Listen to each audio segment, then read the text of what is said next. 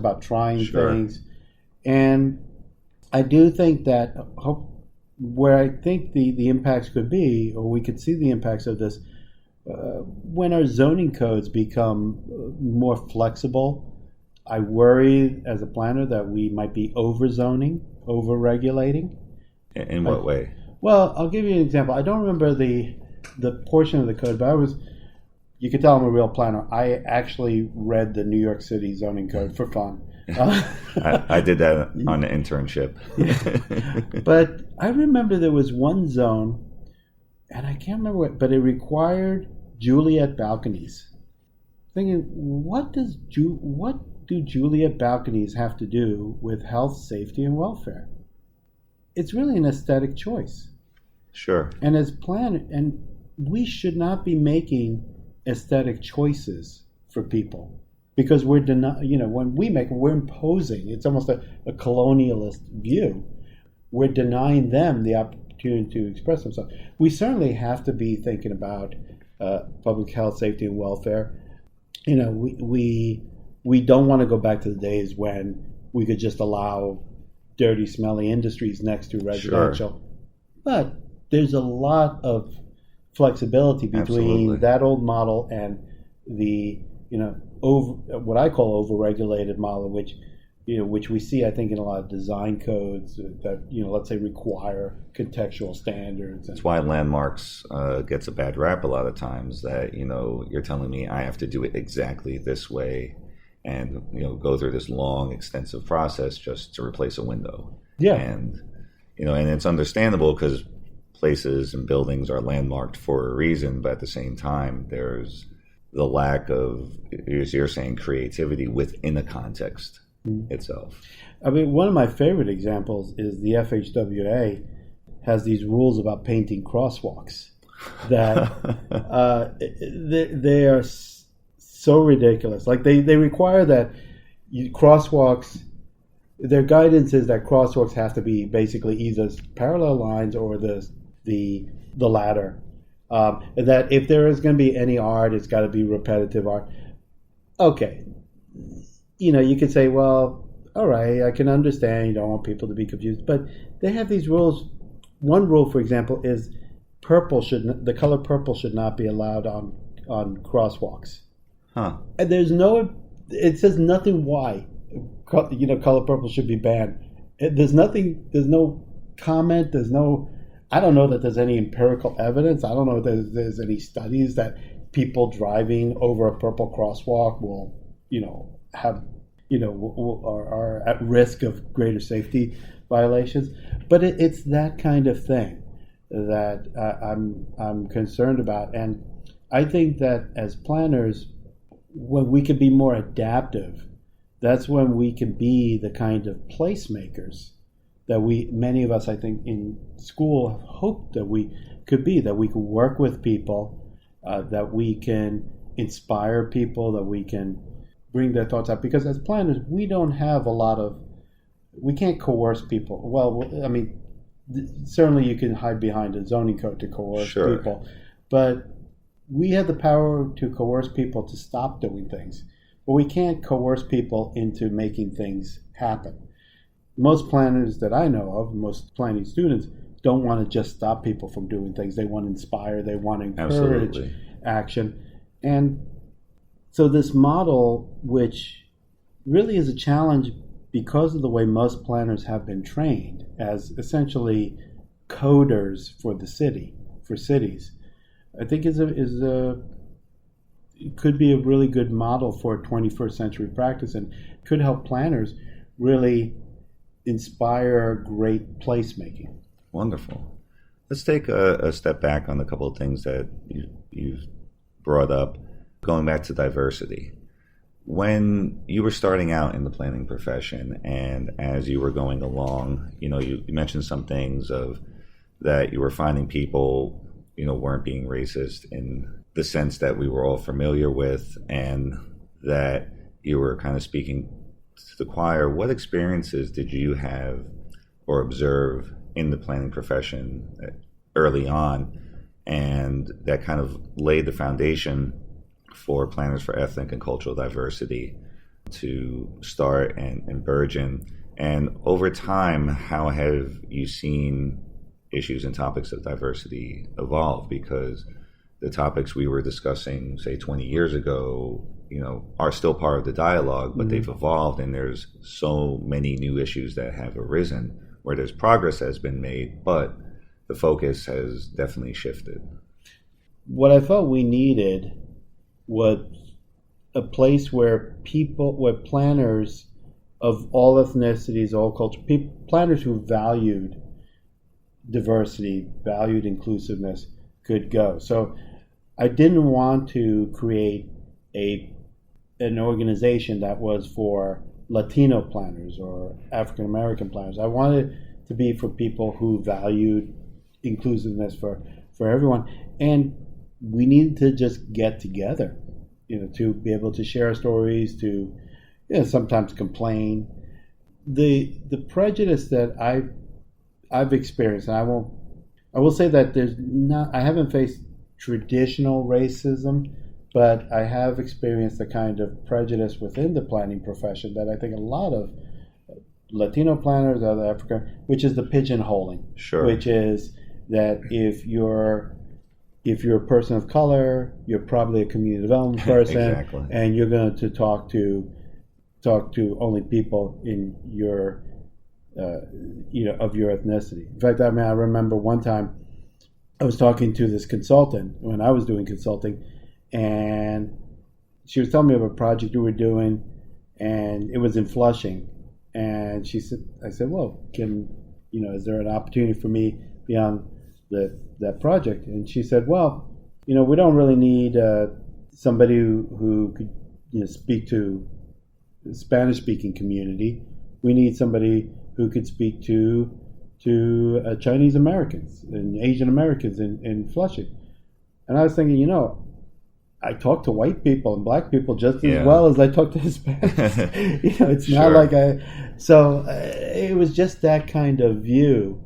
Another form of prejudice that I found is it's more of a sense that it's very hard to quantify, but the idea that you're under a microscope more, that compared to white colleagues you work with, that feeling like they can make more mistakes, and Sure. those will be overlooked, whereas when you make a mistake, it's worse. So I don't want to claim that there is no racism in there, and certainly I think that there is. At least the problem often is people being blind to their own blindness per se. That probably didn't come out right, but I guess let me step back and say that people tend to feel more comfortable with people who are like themselves. Mm-hmm. And so what that means is when you hire people, when you promote people, they tend to be like yourself. And that means I've gone to similar schools, maybe more likely to come from a middle-class background or economic background similar to yours, or be the same color. And this is not a white problem, it's not a black, it's a human problem. Sure. So the diversity committee was really created to provide those opportunities to discuss these issues. I remember one of the things I'm proudest of is asking a member of what was then known as Gays and Lesbians in Planning to speak to the diversity committee. Sure. Because I didn't know, what.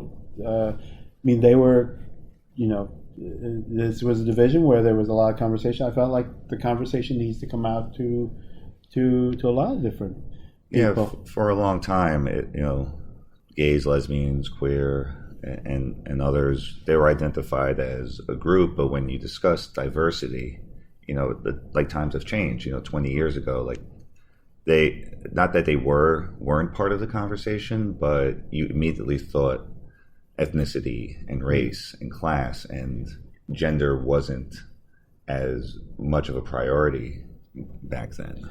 Yeah, no, the danger is when we equate diversity with just people of color.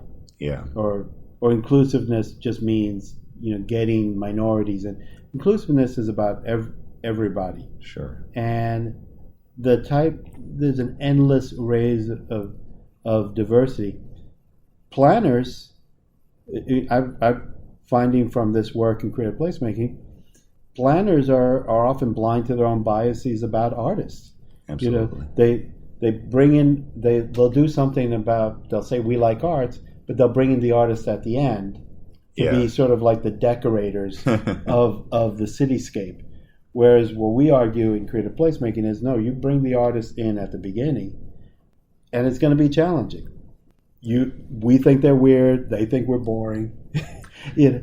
So, but being open to challenging yourself is the most important part of being open to inclusivity.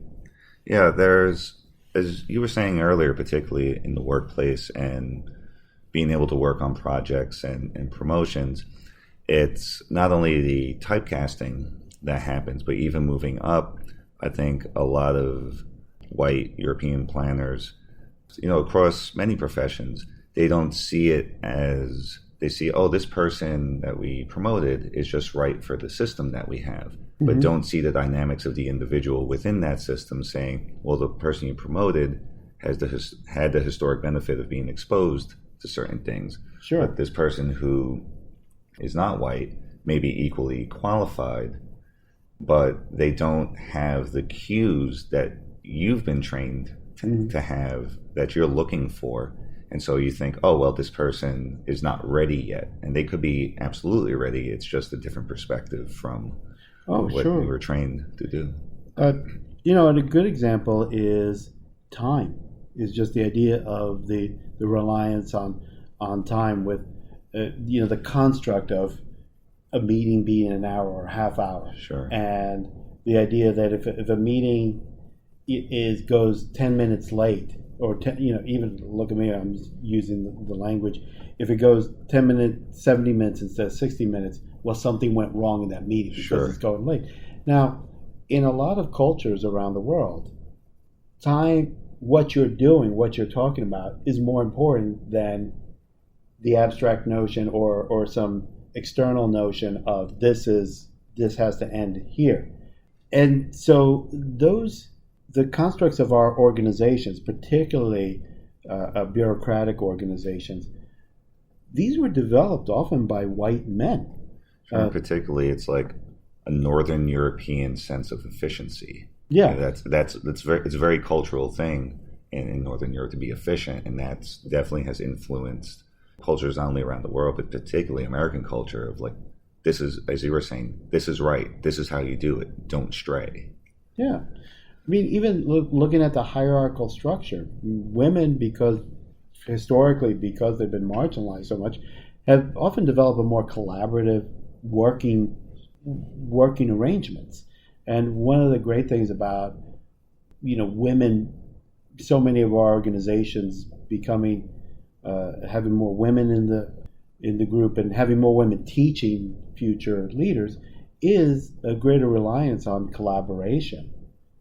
Rather than the kind of, the single person who's going to come in and rescue everything. Sure. The sort of the Disney Prince model. The strong man who comes in and saves everything. I mean, there's still that, and it's certainly there are women who see themselves as the great firefighters or whatever. Yeah. And there are men who are very collaborative, but I noticed that working over 30 years. That's a big change in our environment.